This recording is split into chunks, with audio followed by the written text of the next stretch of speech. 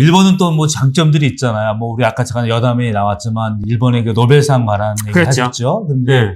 우린 사실은 이제 노벨 평화상 얻으신 이제 DJ 김대중 네. 한 분이신데 네. 일본이 그때 뭐 24명이라고 하셨나요? 네, 25명이고요. 네. 그 세계 7위입니다. 미국. 노벨상 수상한 그 사람의 숫자, 네, 그렇죠. 국가 네, 뭐 7위예요. 7번째. 근데 한국은 사실은 뭐 한국 분들이 사실은 그런 이야기를 하면은 한국에 뭐 자랑하는 게 있냐 뭐 이렇게 말씀하시고 제가 뭐 한국을 너무 띄운다 뭐 이렇게 당신 좀 속이려고 하는 거냐 뭐 이런 말을 하는데 너무 그렇게 또 한다 이런 네. 얘기예요. 많습니다. 한국에는. 그게 뭐냐면은 세계 기록 유산이에요. 세계 기록 유산이라는 것은 사실은 노벨상보다 의미 있는 것은 노벨상 물론 과학의 세계고 그런 그 일본 그러니까 인간의 어떤 발견하는 그런 것이니까 당연히 중요하고 그건 객관적인 거지만 사람이 어떻게 살아가는가 하는 것에 대한 사상, 그 말씀 그런 것을 가지고 한국이 세계 4위거든요. 뭐냐면은 사실은 그게 그 선정기관이 파리에 있기 때문에 당연히 유럽이 중심이 돼 있고 1위는 독일이고 2위가 영국이고 3위가 폴란드예요. 4위가 한국이고요. 16개입니다. 네, 16개 다 아십니까? 제가 일단 뭐 조선왕조실록은 네, 있을 것 그렇죠. 같고요. 그리고 뭐 있을까? 난중일기? 네, 난중이 있습니까? 네, 있죠. 하여튼. 네, 네. 하여간. 네. 네. 그런 것이 뭐냐면은 중국, 뭐, 예를 들어 뭐, 그, 유구한 역사를 자랑하는 중국도 13개고 8위예요. 일본은 7개밖에 없으니까 순위에 안 들어갔고, 그리고 작년에 일본에서 등재된 그 7번째는 한국하고 공동으로 그 조선 통신사 기록. 이것이 7번째니까, 순수 일본 거는 6개인데, 한국은 16개거든요. 근데 16개인데, 제가 일본의 그 기록 유산의 내용을 보게 되면, 기본적으로 그런 숫자가 문제가 아니라 한국의 기록 유산의 차원이 달라요. 그게 정말 사상적인 거거든요. 예를 들어 뭐 고려 팔면대장경. 팔면대장경. 네. 그게 그러니까 불교 그 사상의 집대성이고 지금 지상에 현존돼 있는 최고 옛날에 그 제일 오래된 대장경이 바로 한국의 대장경이거든요. 그게 한국이 얼마나 그 불교 사상을 그 귀하게 여겼더라면 사실은 그 북송에서 처음으로 10세기 말에 그 대장경이라는 게 만들어집니다. 원래 그 현장 삼정 법사가 갖고 와가지고 계속 번역한 것이 집대성한 것이 그러니까 10세기 말이거든요. 근데 그때 한국은 고란한테 그 침략을 받아요. 그때 개경이 완전 점령당해가지고 그것을 우리도 대장경 만들겠습니다 하면서 그 임금님하고 백성하고 같이 기도를 드렸더니 그 개경이 해반됐대요. 그래가지고 그때부터 60년씩이나 걸쳐가지고 대장경을 만듭니다. 근데 그것이 다시 몽고한테 그러니까 원나라에게 불타가지고 두 번째 제조하잖아요. 그것이 사실은 발만장의 대장경인데 글자 한자 쓰고 절하고 그랬잖아요. 그렇죠. 네. 글자 한 장 쓰고 세 번 절하고 글자 한 장 새기고 세 번 글자 그래서 이렇게 절하고 오타가 하나 없다잖아요. 그렇죠. 오타 하나 없고 아주 정교하고 그리고 그 북송에서 만들어진 개보장이라는 그때의 순수 대장경의 모습을 그대로 남기고, 그리고 또 많은 것을 정합해가지고, 정확도, 그리고 그 믿을 수 있는 신뢰도, 뭐 그런 걸로 세계에 정말 대단한 유산이거든요. 그 일본에서도 그거를 따가지고, 대전시대에 대장경이라는 거 만들어지고, 그것이 20세기에 일본의, 사실은 뭐 불교학이 일본이 세계로 리드하는데 교학은 뭐 워낙 그렇죠. 그러니까. 그것이 한국의 대장경을 따서 그 대장경 해달라고 맨날 보냈다지 않습니까? 그렇죠. 대장경 주세요. 대장경. 심지어는 그렇죠. 영화가 됐죠. 영화. 임진왜란도 그것 때문에 일어났다는 소문도 있을 정도로 대장경을 원했다고 하잖아요. 그게 뭐 예, 하여튼. 그래서 일본에서는 그 무로마치 시대였지만 그때 그 종이 가지고, 일본 종이 가지고 이게 찍어주세요 했는데 너무 종이의 질이 나빠가지고 못 찍어가지고 한국에 고려에 종이를 써가지고 지금 보냈다. 일본에 아직도 남아있습니다, 그것이. 근데 그런 것이 그 기록 유산이고, 그리고 그 인쇄 기술로서 그때 대장경도 사실 인쇄 기술 대단하다는 그렇죠. 것인데, 네. 고려 시대의 그 인쇄 기술이 세계를 압도하는 것이 직지 심체 요절입니다. 네. 예. 이 직지라는 것은 세계 최초의 금속 활자. 금속 활자죠. 네, 네. 직지 코드라는 영화, 다큐멘터리 영화 보셨어요? 네, 네. 아, 맞습니다. 그거 봐도 원래 구텐베르크가 1455년에 그 처음으로 성견책을 이렇게 금속 활자로 만들었다고 해서 그것이 종교 개혁을 네, 네, 일으켰고, 그리고 모든 지금의 근대 문화라는 것은 그때 시작됐다고 네, 말할 수 네, 있는 네. 정도로 역사를 바꾼 사건인데, 네, 네. 그것이 사실은 교환청에서 그 고려하고 왔다 갔다 하면서 고려의 기술을 따왔다는 그 가설이 충분히 성립되는 정도로 한국의 기술이라는 거죠. 근데 그것이 어떤 말씀에 대한 절정한 어떤 연구라든가 그것을 모든 사람한테 보급하고 싶은 그런 한국의 말씀을, 그 사상을 높이 생각하는 문화에서 나온 거죠. 그러니까 우리나라에서 쓰는 그 기록유산이라고 하는 거는 굉장히 높은 가치를 가지고 있는, 하다못해 왕조실록은 왕의 역사를 테고. 완조실력은요, 사실은 세계 제장의 역사 그죠. 기록이거든요. 그리고 날조 없는 어떤 임금님이 그거에 간섭하지 못하잖아요. 네. 뭐 간섭했다는 걸도 글을 쓴다고 하니까. 네. 네. 젊은 어떤 비판력이 강한 그 과거에 급제한 지 얼마 안 되는 젊은 사학자들이 그거를 써야 돼요. 네. 그게 뭐냐면은 비판력이 있고 자기 논술도 같이 써가면서 하니까. 근데 임금님이 그거를 간섭 못하고 죽은 후에, 그러니까 그때까지 그 순정원 일기, 순정원 일기도 세계 최대의 기록 유산으로 남아 있어요. 네. 그 비서가 쓴 거죠. 그렇죠. 왕의 비서. 왕 따라다니면서. 네, 그것을 정리해가지고 왕이 죽은 후에 완조실력이 네, 만들어요. 네. 이 두 가지가 역사 기록 유산으로서 정말 날조 없이 모든 기록을 객관적으로, 그러니까 그것이 옛날에 기상 정보로서 연구 자료가 되어 있는 정도로 다 정확하게 남아있는 그런 것이 세계 기록 유산. 그게 우리 한때 관청에 있었던 별에서 온 그대가 조선왕조실록에 그렇죠, 한 줄 글로 쓴 거 아닙니까? 그렇죠. 그러니까 그런 그런 것이 식이 이제 그 예. 실제로 그거 있었으니까. 그래서 그냥 기록이 아니라 사상이. 예, 사상이. 그 어떤 역사 기록에 대한, 역사에 대한 사상이 있어서 그렇게 할 수가 있는 거잖아요. 그렇지 않으면 그렇게까지 절정하게 할 수가 있겠습니까? 그러니까 이제 하여간 글을 좋아하지, 글을 중요시 여겼고, 그래서 그것을 심지어 글에 대한 존칭어로, 말에 대한 존칭어로 말씀이라고 할 정도로 된 거죠. 그러니까 사람을 어떻게 지도한다는 것은 결국은 사람을 어떻게 가르치는가 하는 그런 말씀에 대한 감각이 있어야 되는데, 그러니까 한국은 사실은 너무나도 많은 외침을 받으면서 그런 눈에 보이는 문화재산 같은 거는 없어요. 제가 그 겨울연가에 빠지신 우리 어머니가 한국에 놀러 오시는데 관광 모시고 다녔잖아요. 근데 정말 민망한 것이 뭐냐면은 가는 데마다 여기는 뭐 인지ner한테 불탔고, 여기는 일제시대 때 한번 없어졌다가 다시 만들었고, 그런 것이 너무 많으니까 눈에 보이는 문화. 6.25 전쟁 때 불탔고. 예, 예, 그렇죠. 눈에 보이는 어떤 재물이라는 것은 다 없어졌다고 말할 수밖에 없어요. 그러나 눈에 안 보이는 어떤 책이라든가 그런 건 남아지니까, 너무 가치가 있으니까 세계 곳곳에 남아있고 한국에 남아있지 않아도 그거를 다 모아보니까 엄청난 기록 유산이 된 거예요. 뭐 지도자를 가리킨다, 뭐 난중일기, 뭐 이건 이순신 장군의 어떤 해상 기술도 23번인가 하여튼 연속 전승하는 거잖아요. 그 이기는 그런 해상 전술로 사실은 세계 해상 어떤 해전술의 어떤 교과서가 돼 있는 그것도 있지만, 더 중요한 것은 그렇게 억울한 분이시잖아요. 그 임금님한테 사형까지 당하고 누명 쓰고 뭐 그런 거잖아요. 결국은 어떤 유선영하고 이렇게 동잉하고 서인의 어떤 그 정치 싸움에 말려가지고 결국은 사형 선고까지 받고, 뭐 하여튼 고문 받고, 뭐 죽기 직전에 그런 전탁이라는 어떤 의정이 하여튼 살려져 가지고 그래서 백의종군 하는데 어머니가 돌아가시는 거예요. 그게 다 난중에 이게 다 나와 있거든요.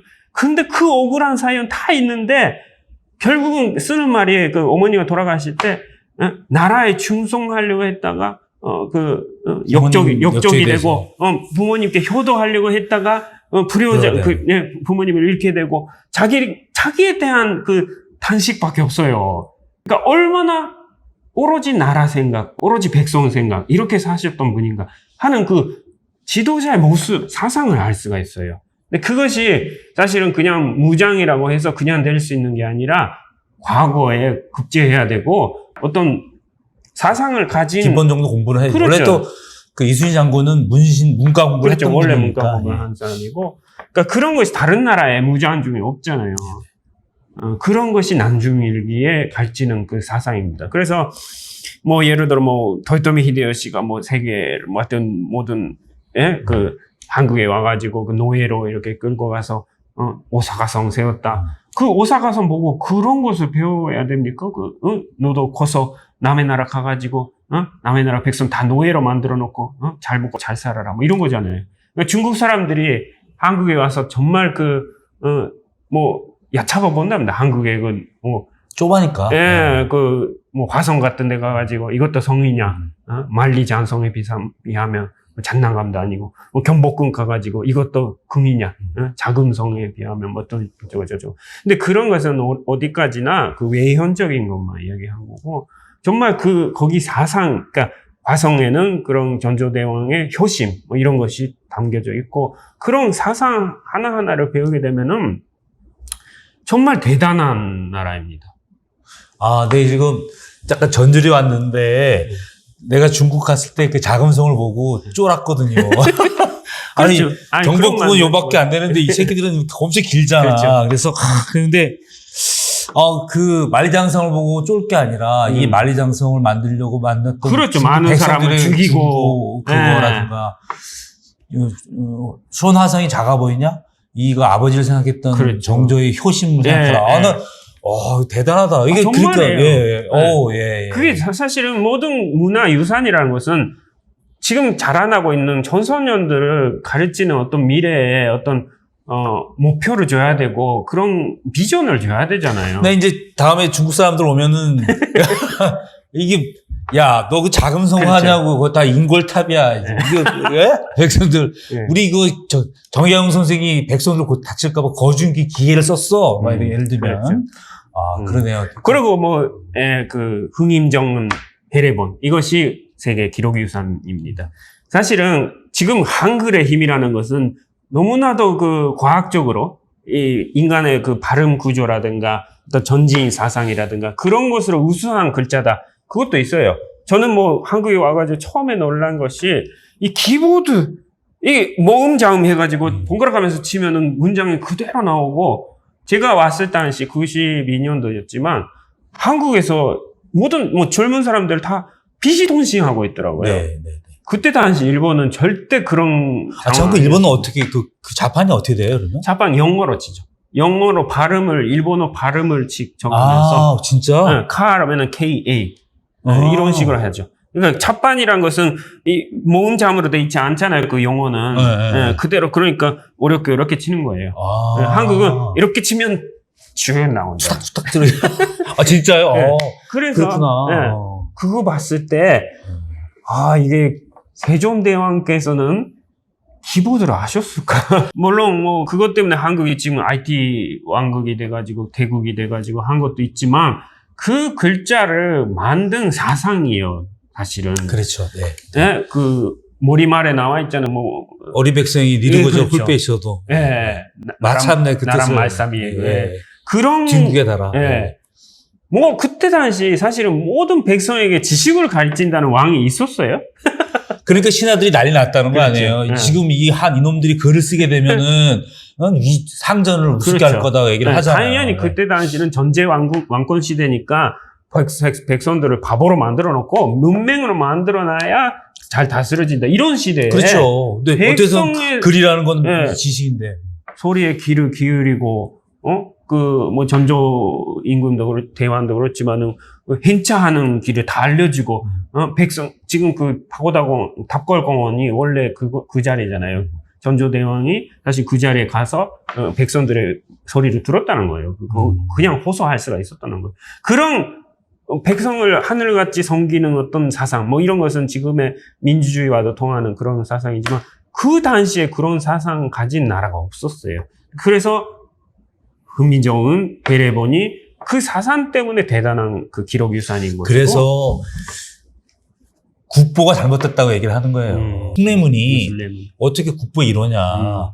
대한민국에 가장 중요한 거는 지금 대표님 말씀 훈민정음 해례본이 제일 중요하다. 왜냐하면 말이 제일 중요하고 우리 생각을 글로 쓸 수 있었던 거니까 그거 한다는 얘기도 있어요. 지금 그 세계 글자의 숫자가 40개 정도예요. 모든 세계의 글자의 문자의 숫자가 40개. 그 중에서 누가 만들었는지 어떤 그 잔재 그 룰을 가지고 딱 시작점이 어딘지 아는 거예요. 네. 그리고 거기에 사상이 어떻게 돼 있는지를 알 수 있는 글자는 한글밖에 없고요. 그 해례본이 있으니까. 그리고 그것이 사실은 어떤 인간의 발성 구조를 따가지고 만든 것이기 때문에 모든 나라에서 그거를 그냥 인간이면 다 같은 구조를 갖고 있으니까 배워가지고 자기 나라 말을 기록할 수 있는 그야말로 거기 해례본에 나와 있는데 이것은 임금님의 마음을 열어주셔가지고 하늘이 만들었다 이렇게 나와 있어요.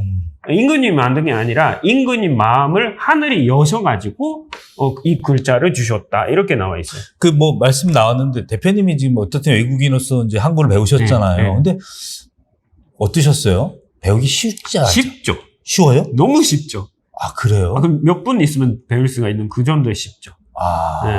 하루면 배울 수 있는. 발음 키워 같은 거니까. 그치. 발음대로 쓰는 거.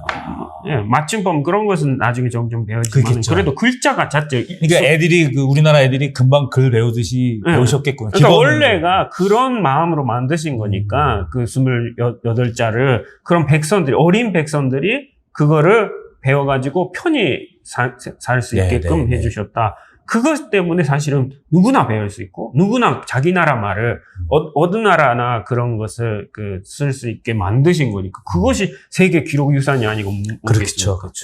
그리고 그 사상을 가지고 전조대왕의 일선록 이것도 세계 기록 유산입니다. 그건 뭐지? 일선록이 원래 그 중국의 증자가 하루에 3번 반성한다고 나와 있어요. 근데 그것을 가지고 자기도 반성하는 일기를 쓴다고 해서 전조대왕부터 나머지 임금님이 다 이렇게 쓴 일기장이에요. 난 몰랐냐. 그 대단한 것이 진짜 모르는 게 없네.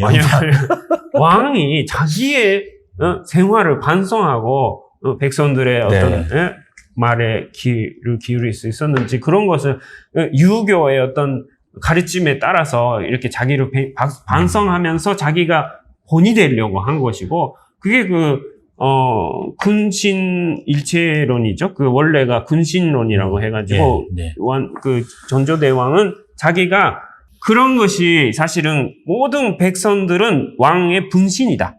그러니까 근신분신론이라고 해요.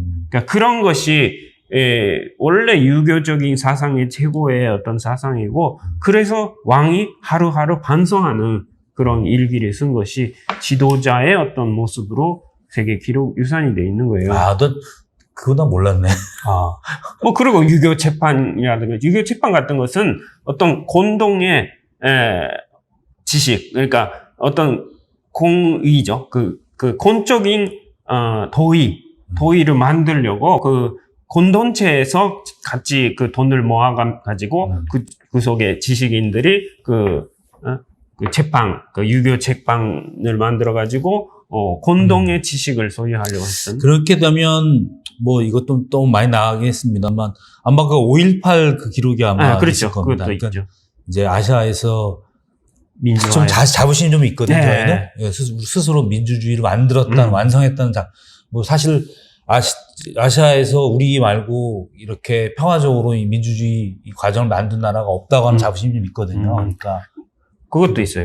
KBS 이상가족을 찾습니다. 네네네. 네. 아, 그것도 그거예요? KBS 생방송 이상가족을 찾습니다의 모든 기록이 기록 유산이에요. 그게 뭐냐면 방송 기록도 사실은 모든 나라를 통틀어서 454시간이나 되는 생방송은 없었고 연속을 했었죠. 예, 맞아. 예. 네. 그리고 그 454시간 동안 모든 국민이 남이 아버지를 찾았다. 남이 여동생을 찾았다. 그 순간마다 보면서 같이 껴안고 웃는데 국민들도 같이 울었던. 그러니까 모든 국민이 가족이 돼서.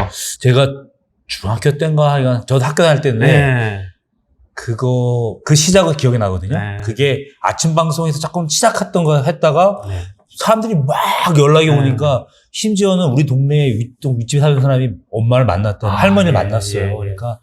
그렇죠. 그게 네. 바로 모든 사람이 가족이 될 수 있고, 네. 어떤 네. 가족을 잃어버린 그 마음을 가지고 모든 사람이 사실은 얼마나 그 비통하고 그걸 찾아가는 과정, 그 기록물이 이제 그렇게 되겠네요. 그러니까 가족 원리적인 한국의 문화가 사실 그때 정확한 그 모습을 드러낸 거죠. 한국은 한 가족이 될 때 정말 어떤 사람도 이렇게 따라가지 못하는 문화적인 민족이 되는 것이거든요. 사실 그 2002년에 월드컵도 그렇고 월드컵 때 그렇게 사람들이 질서가 있었어요. 그 응원하면서. 전 뭐 그때 응원 살벌하게 30분 동안 쓰레기를 주스면서 왜 그러냐? 가족이 됐기 때문에. 네.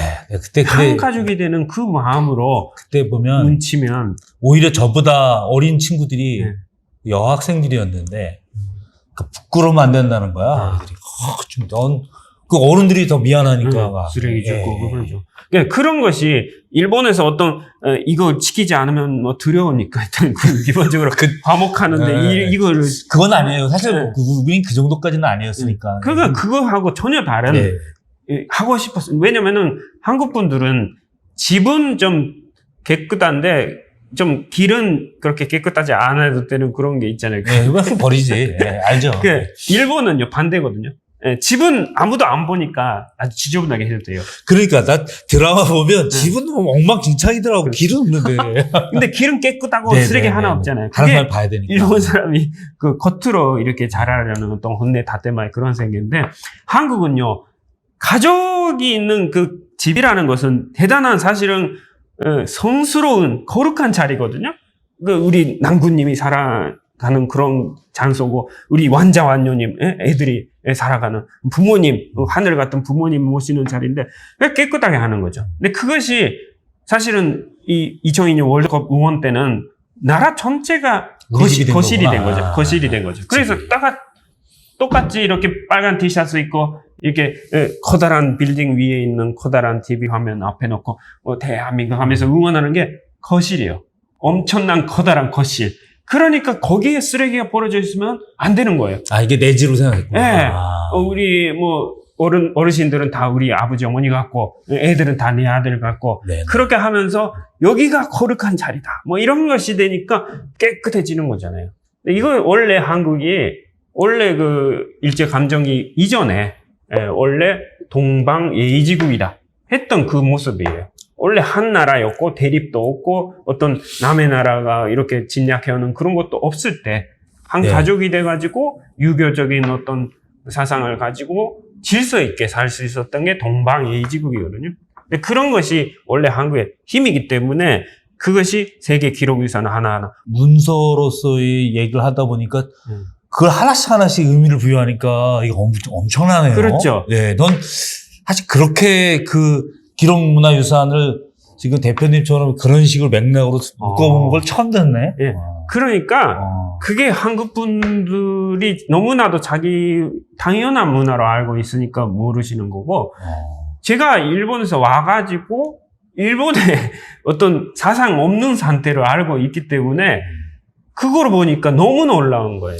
정의해 보면 우리나라의 언어라든가 그 다음에 역사라든가 이런 의료라든가 이런 아주 중요하고 큰 의미를 갖는 기록물들을 만든 거죠, 그죠? 그렇죠. 그래서 한국은 사상의 나라다. 이런 말을 하고 싶은 것입니다. 거죠. 그래서 사상이 이 어떤 박진영 씨의 어떤 가수를 가르치는 그 말 가운데서도 나오는 정도로 일본에 가가지고 그것이 너무나도 가치 있는 것으로 보이는 것입니다. 우린 뭐 가수가 그냥 443 경기 그렇죠. 중형을 막 딱.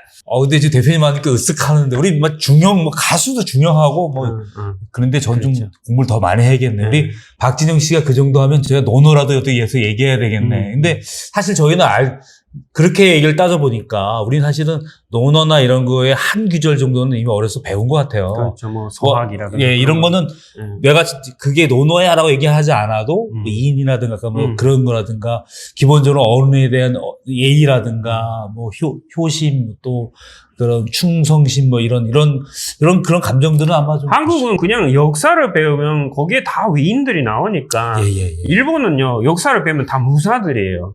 일본의 위인이라는 것은 도쿠가 이에야스, 뭐 도요토미 히데요시, 뭐 이런 사람이니까 사람 많이 죽이고 뭐 비참한 그런 살상의 어떤 아니 그러니까 맞아. 제가 그 NHK 역사 대하드라마 가끔 보는데 거의 이제 옛날 얘기는 칼싸움이더라고요. 그렇죠. 뭐 토요토미 히데요시였다가 힘의 논리예요. 그러니까 왜냐하면 그게 가장 그 얘기니까 대부분 다 죽이더라고요. 역사는 그거예요. 그러니까 한국의 역사를 보니까 위인들이 얼마나 많은지 그것이 다양하게 역사를 배우면서 이 사람들 갖고 있던 시험에 나오니까 그래도 배워야 돼가지고 그 사상을 배우는 거잖아요. 그럼 줄줄이 얼마나 대단한 이게 사상이. 제가 살고 싶은 나라는 선한 나라입니다. 선한 사상을 가진 나라. 근데 그런 것이 사실은 다른 나라는 그게 아니라서 한국이 안 좋다 뭐 이런 식으로 생각하는 젊은이들에게 이야기하고 싶은 게 이 지금의 이 박진영의 인기입니다. 얼마나 한국 사람이 자기 문화를 그대로 나타내는 것 뿐인데 그만큼 일본 사람이 지금 일본 전체가 열광하고 있어요. 박진영 붐이에요. J.Y.Park 붐이에요. 그냥 노래 잘하고 춤추고 그런 게 아니라 그 인격, 인성을 가지고 충분히 세계를 리드할 수 있는 문화가 있잖아요. 근데 그러니까 뭐 헬조선이라는 말은 절대로 대표님께서 얘기하시는 걱정하시는 게 좀 뭔지 조금 알 것 같아요. 사실은 우리가 많이 가지고 있거나 우리가 이미 가지고 있는데 우리가 가지고 있는 그 가치를 진짜 모른다는 게 뭐 좀 전에 대표님께서 그 기록문화유산을 쭉 그런 맥락으로 설명해 하니까 진짜 뜻깊네요. 저는 사실 그냥 뭐 기록문화유산 이렇게만 알았던 거예요. 근데 그걸 그렇게 해석하고 하나씩 보여주니까 설명해 주시니까 어쨌든 이렇게 가치가 있다 느껴지고 박진영 씨가 춤만 잘 췄다면 춤 잘 춘 사람이 얼마나 많겠습니까? 그렇죠. 근데 그가 일본에 가서 그 서툰 일본어로 그 진심을 다해서 누군가에게 이야기했을 때 그 진심이 통하는 거. 대표님은 그것이 우리가 가지고 있는 말의 힘, 사상의 힘이라고 말씀하신 것 같아요. 그러니까 한류붐이라는 것은 그냥 노래 잘하고 춤 잘하고 그게 아닙니다. 한류라는 것이 원래 문화가 바탕에 있어요. 그러니까 한국이란 나라가 갖고 있는 문화가 여러 뭐 드라마, 문학, 이렇게 영화, 노래 뭐 이런 거 다 하나하나 들어오면서 그 한국의 문화라는 것이 어떤 공통점이 있다 하는 것을 느끼게 한 다음에 BTS가 춤 잘 추고 노래 잘하니까 빌보드 1등이 될 수 있는 것이고 블랙핑크가 1등이 되는 것입니다. 다른 나라에서 아무리 똑같이 춤 잘 추고 노래 잘해도 그렇게 되지 못하는 것은 이미 그런 한류라는 문화 바탕이 모든 세계에 알려진 다음이어야 그게 가능했던 거니까. 그러니까 그게 공통된 문화라는 것은 제가 말한 것 같은 어떤 한국이 축적해 온 문화유산을 가지고 알 수 있는 그 사상의 힘이라든가 그런 말씀의 힘인 것입니다. 그래서 그것 때문에 한류이라는 게 있을 수가 있었다 하는 것입니다. 네. 우리 재밌게 시작했던 얘기인데 얘기를 들어보면서 사실 오늘은 좀 다른 때보다 좀 많이 좀 부끄럽네요. 지금 그 대표님이 얘기하셨던 몇 가지 책은 우리 문화인데도 제가 잘 모르는 거였고요.